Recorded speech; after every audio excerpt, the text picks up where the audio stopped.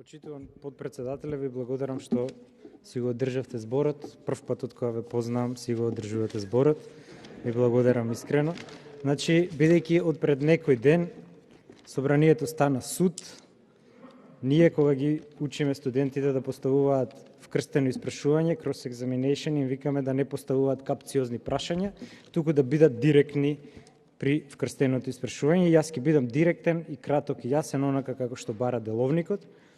Значи, првото, имам 3 прашања до 3 различни титулари. Првото е до премиерот, второто е до министерот за здравство и третото е до почитуваната председателка на антикорупцијска, и ви се извинувам бидејќи цел ден преседовте, затоа што јас бев трет првично, меѓутоа дојдов на 8-о место од непознати причини.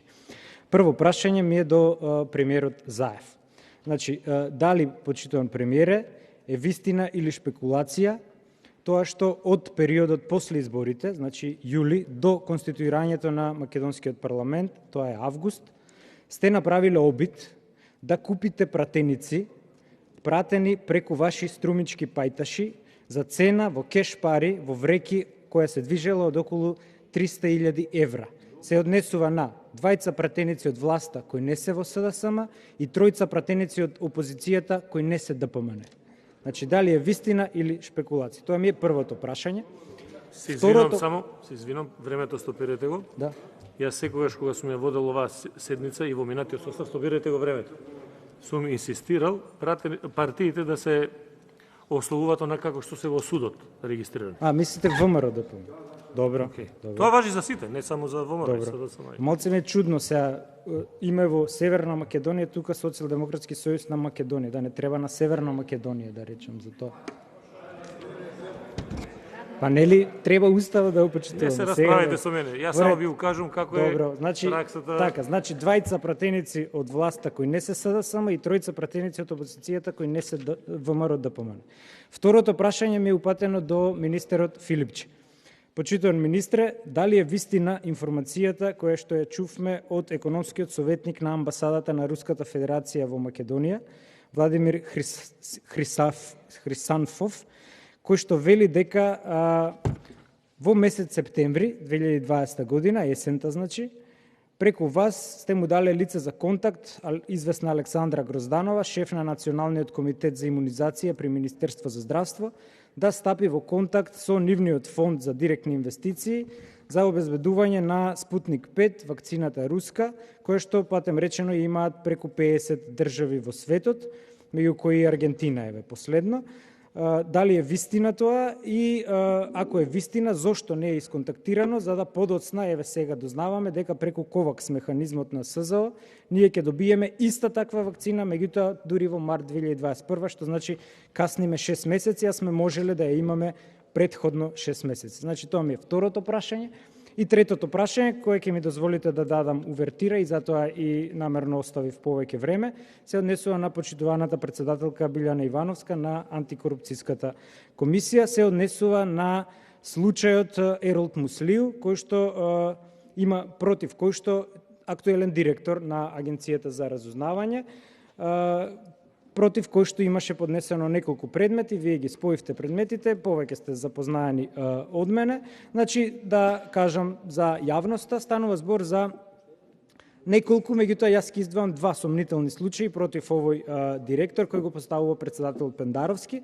Првиот е случајот Нексус, имено помошникот директор, кога тој бил помошник директор од 2016 до 2019 година, заедно со неговата сопруга си основале невладина организација. Од списите на предметот не можев да утврдам дали е таа основана на нивната домашна адреса или на станна МВР адреса, но не се, значи тие си основале своја невладина организација.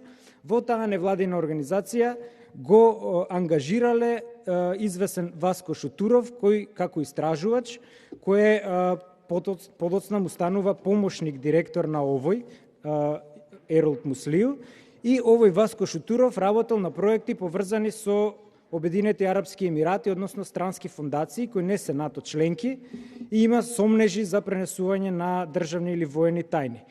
Имено сметам дека е повреден членот 31 од Законот за Агенција за разузнавање, кој што вели дека вработените во агенцијата не можат да вршат работи, професии или функции кои се неспојиви со нивните должности. Во вашиот предмет велите дека председателот, тоест директорот Еролд Муслиу, му дал усна согласност овој да извршува таква задача. Меѓутоа, ние правниците знаеме дека со усна согласност не можете да дерогирате императивна законска норма, како што е членот 31 од актуелниот закон за разузнавање. И следниот кейс, кој што е исто така сомнителен, е за известната Даница Чедиева, за која што сега владеачкото мнозинство сака да ја го продолжи илегално мандатот за уште 5 години на Државната комисија за одлучување во управна постапка и постапка од работен однос во втор степен, се однесува на доделениот џип кој што во Агенцијата за разузнавање бил кинеска донација за стрикни оперативни намени.